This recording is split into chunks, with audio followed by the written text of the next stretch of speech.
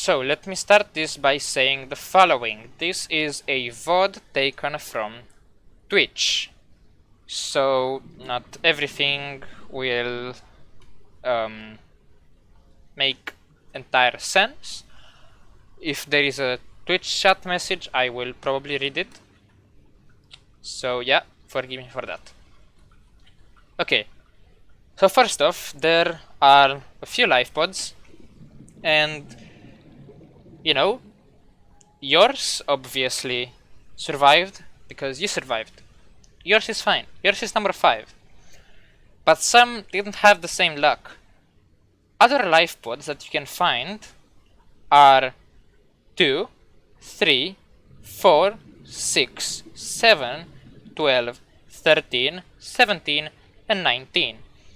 All of these are in their biomes. You know, there's a lot of biomes that have different destroyed life pods. In each destroyed life pod, you will find different stuff depending on the life pod. Now, this is a creative save file, which means that data boxes or other blueprints will not spawn, but I will read them from the wiki. I will read what each life pod has as soon as I get to it. So let's get this started with. First off is Lifepod 2.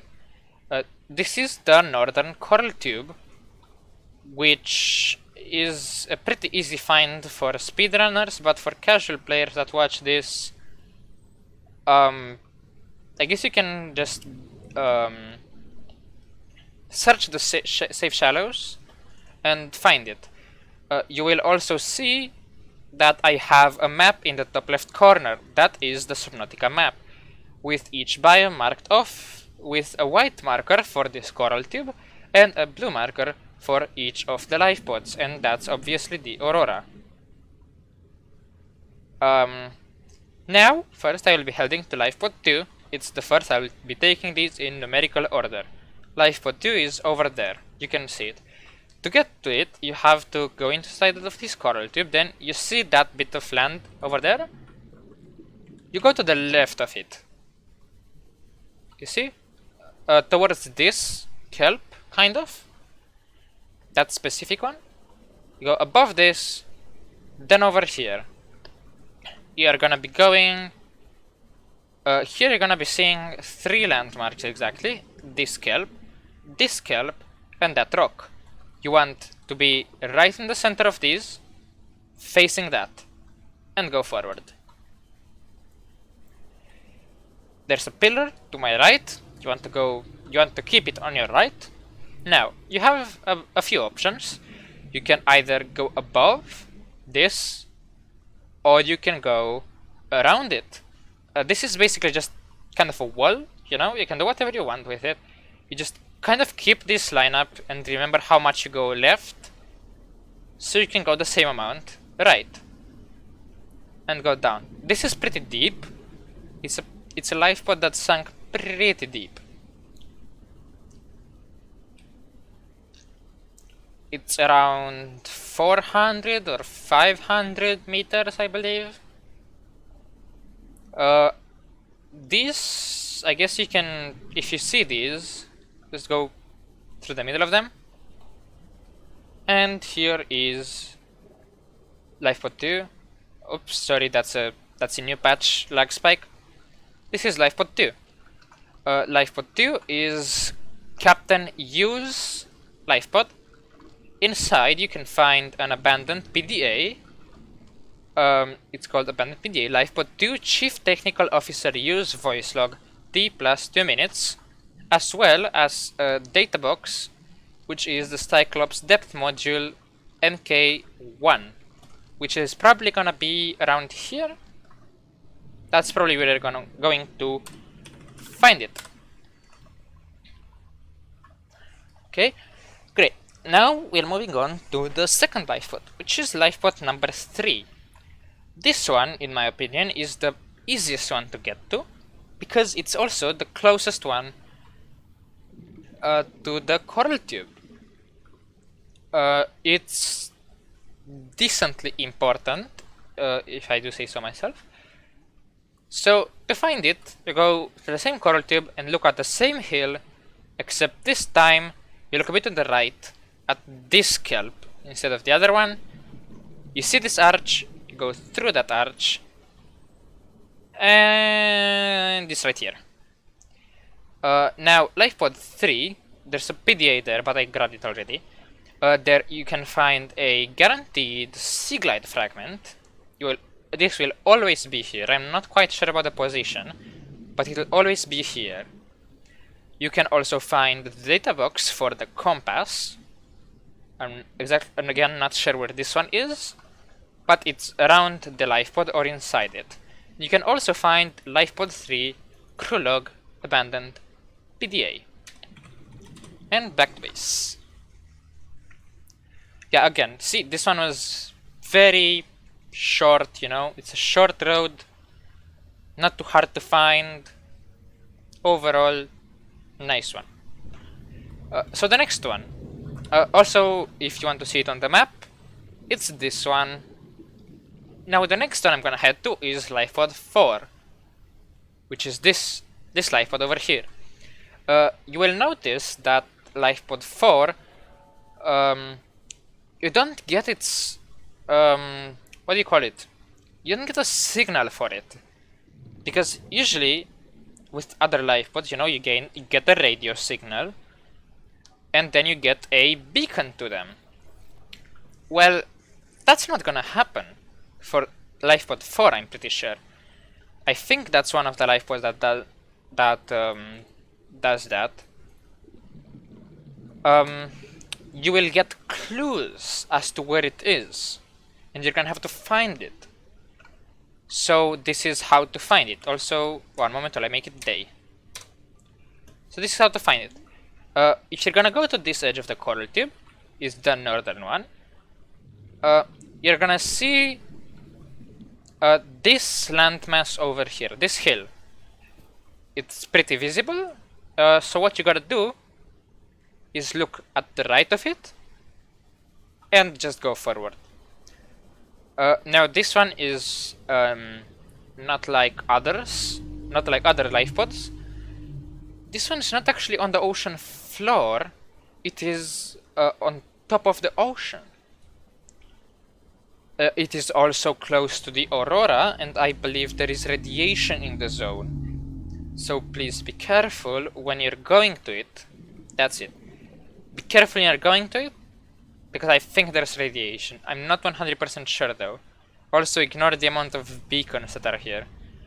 So over here you're gonna find a first aid kit. You're gonna find an abandoned PDA. And then somewhere inside here there is gonna be a data box for a thing called a creature decoy. As far as I know, they're not very useful. I guess they can be. I just have no idea how to use them personally, so yeah, I don't really make that much of a use for them. Now the next one you're gonna go to is, of course, so in numerical order you have 2, 3, 4, there is probably 5, but the 5 isn't a destroyed Lifepod, it's actually your Lifepod. Your Lifepod is Lifepod 5, I believe.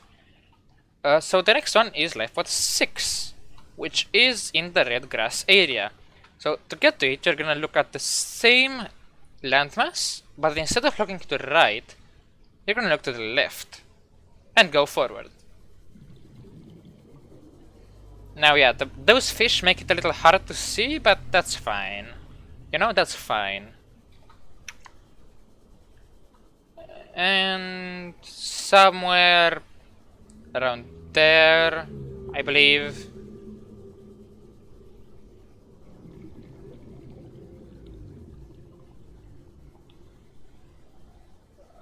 Oh wait, right.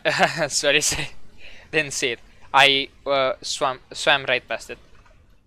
This is Lifepod 6. Inside it is Abandoned PDA, which is Lifepod 6 crew log number 1, and Lifepod 6 crew log number 2. One of which one of the Lifepod, the PDAs, sorry, I think it's outside. You're also gonna find 2 flares inside here. You're gonna find a lead, and you're gonna find the data box for Ultra Glide fins. Yeah, it's not nighttime. I believe at nighttime it's easier to spot the PDA that's outside. I might have even grabbed it. I'm not quite sure, but it's around here somewhere. If not inside, then outside. Yeah, this is one of the life pods that has a bit more to it. It's not just one PDA and that's it. Okay, next one is Lifepod 7. Now to get to Lifepod 7, this one's a little bit of a weird lineup, you know. From inside a coral tube, you're gonna want to look at that pillar and go towards it. Now you can just... after it, you're gonna see this coral that's kind of pointing that way. What you're gonna do is follow where it's pointing to, like this. Also, please let me make day again. There you go. Now, this lineup is a little tricky, and I'm saying that because I don't think I ever got on top of the Lifepod by doing it, which means it's a little imperfect again. But yeah, I can't. Sometimes that's just how it is. But you know, if you go too much to the left of it, you can go look to the right. And I believe after this thing with the 3 spikes, yeah, it's just on the other side of it. You know? On the other side of this one, which is gonna be... I guess it's gonna be kind of recognizable. So in here, you're gonna find a bunch of stuff. You're gonna find a toy car. You're gonna find the blueprint for an unusual doll. This one is an Easter egg. You know, this is Markiplier. It's an Easter egg because, you know, Markiplier helped with attention to the game and stuff, and they added this as an Easter egg. You can also find Grey Cap. You can find a Microscope.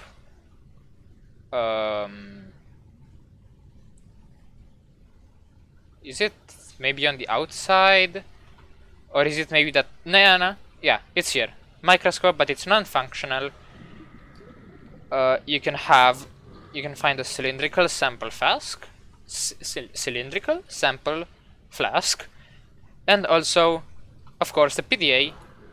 Lifepod 7 crew log. Yeah, this one has a bunch of stuff in it. But it's usually, you know, the unusual doll. It's quite a fine addition, honestly. I quite like it. Now, there's a gap here between Lifepods. From 7 we jump straight to 12. Now, Lifepod 12 can be found in the bulb zone. That biome where I just was, that's the crag field where Lifepod 7 was. Lifepod 12 can be found, in my experience, in 2 ways. If you follow the exact same lineup that you used for Lifepod 6, but instead of actually stopping at it, you just go further. Yeah, so you don't actually stop, you just continue. For another 700 or 800 meters, I believe.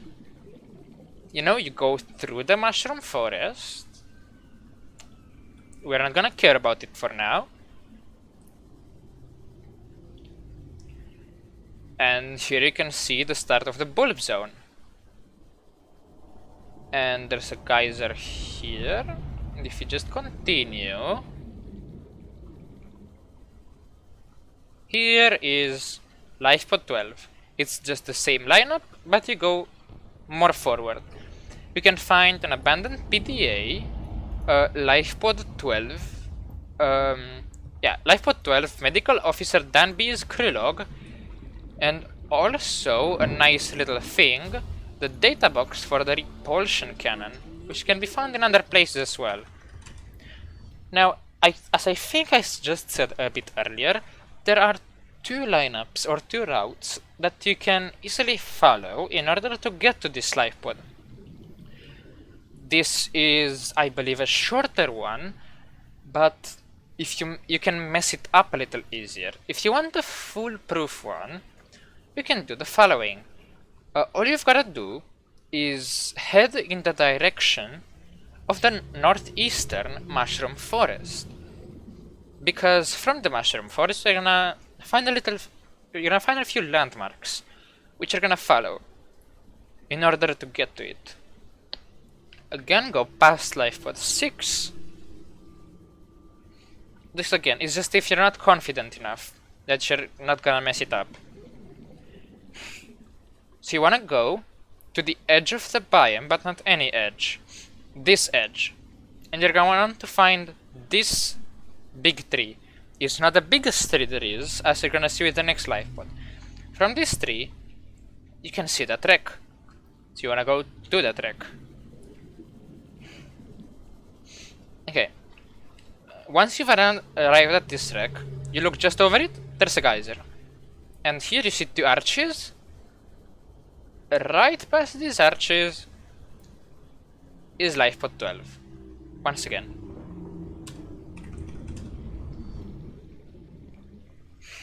Yeah, so that's two ways to find Lifepod 12. Excuse me. Now, Lifepod 13 is the next one, and you can find it in the northwestern mushroom forest. Yes, there are two mushroom forest biomes. But now, to find said mushroom forest, you gotta go kind of like at a 90-degree angle from that. You see, you put yourself at this edge, a 90-degree angle with the other edge, and go forward. Now, this one doesn't have to be so precise for one reason, that there's a huge landmark right next to it, which makes it so easy to see. And that huge landmark, as I said before, that's not the biggest tree. Not this one either. These are not the biggest mushroom trees. That's the biggest mushroom tree. And from this mushroom tree, there is Lifepod 13, you know, tucked away to this side. It's to the west, the southwest, southwest of this giant mushroom tree.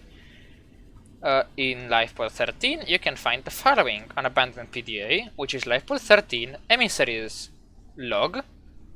Grab that, and you can find the data box for Ultra Glide fins, which I believe could be found, yep, in Lifepod 6 as well. So the data box for Ultra Glide fins can be found in Lifepod 6 and in Lifepod 13. Again, I'm not sure if the data box is actually inside of it or next to it. For the most, I believe it's next to them, but I might be wrong. Don't take my word on that. Oh right, I forgot to show you these on the map. So I'm gonna do that now. So this was Lifepod 4. This is Lifepod 6. This is Lifepod 7. This is Lifepod 12. This is Lifepod 13. And this is Lifepod 17, which we're gonna head to right now. One moment while I make it day. If I can actually type properly. There you go. So for this one, you wanna go a bit up. And if this moon pool wasn't in the way, you'd see that archway. You see? You go through through said archway and through the kelp forest. You go up into grassy plateaus, and there it is. Lifepod 17. At Lifepod 17, you can find the following on Abandoned PDA, which is just called Lifepod 17 Crew Log, and also guaranteed Seamoth fragment. This spawns in regardless of I'm pretty sure regardless of whether you already have the Seamoth, if you are in creative, because again I started this in creative and this is here. So yeah, if you need a Seamoth fragment for whatever reason you can find it somewhere else, this is a place where you can find them. Now for the Lifepod 19, which is also the last on my list over here. I'm gonna show it to you on the map in one moment. It's this one over here. So, now for this next one, we're gonna see the one I like the most. Basically, it's in the Sparse Trench. The Sparse Trench is a pretty important place of a speedrun. Which means you're gonna want to know how to get there, right? So there are two ways to do so that I found. I particularly like both, but I will show you both over here. I will show you how to get to Sparse the first way. Then after I show you how to get to Sparse the second way, I will also show you where the Lifepod is in the Sparse Trench. So basically you wanna go from here, you see that stretch of land? Yeah, go to the left of it, and in just a bit, this is the route to Sparse that a fellow speedrunner, Texanor, has made. You can find it in the speedrunning Discord on the hashtag tutorial channel, and it explains this in greater detail. Although this is the shorter one I like. You line up with you line yourself up with this coral tube. You go forward. Now you find this thing, and when you find this thing, you turn a bit to the right, and you're gonna find this small wreck, or yeah, small wreck. So you see this metal piece. Now it's pretty hard to align yourself with it, but something like this is what you're looking for. Somewhere in the distance, I believe here, you're gonna see that.